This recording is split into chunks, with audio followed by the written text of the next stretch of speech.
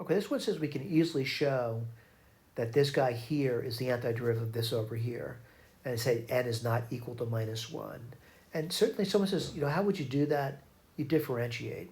So let's take a look at that. So if you differentiate this, you should get this back, which is this over here. And let's just go through that, all right? How do you differentiate that? Well, let's take a look. You get n plus 1, which is the constant, by the way.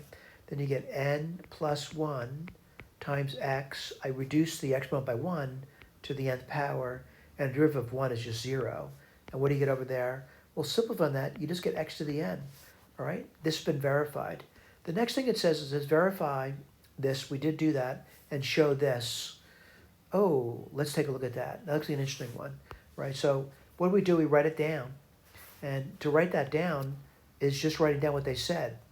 Now, there's a problem with this, and I'll tell you what the problem is. As n goes towards minus 1, right, the bottom goes towards 0, and the top also goes towards 0. So I would say use L'Hopital's rule, all right? So, using L'Hopital's rule, someone says, how would you do that?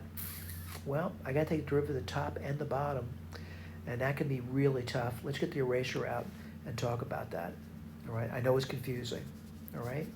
Now, when I take the derivative of these things, I'm actually taking the derivative with respect to n. N is what's changing, all right? And what do you get there? It's tough, though. I realize that. And certainly, the bottom's not tough. That's just simply 1. And the derivative of this thing is going to be 0. My struggle is this over here. I'll write this one down for you. Y equals x to the n plus 1. Now, granted, we're not differentiating y with respect to x. We're differentiating with respect to n. I'm going to take log of both sides. And what would you get? ln y is equal to n plus 1 ln x. All right? And I can differentiate this thing with respect to n. What do you get? 1 over y. That would be dy dn. And what do you get on the other side? If you differentiate with respect to n, you would just get ln x. All right? So let's write that down.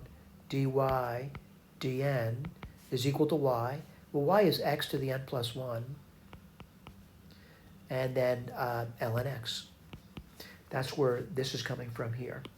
I know it's tough, by the way. What are you doing now? Again, n is going towards minus 1.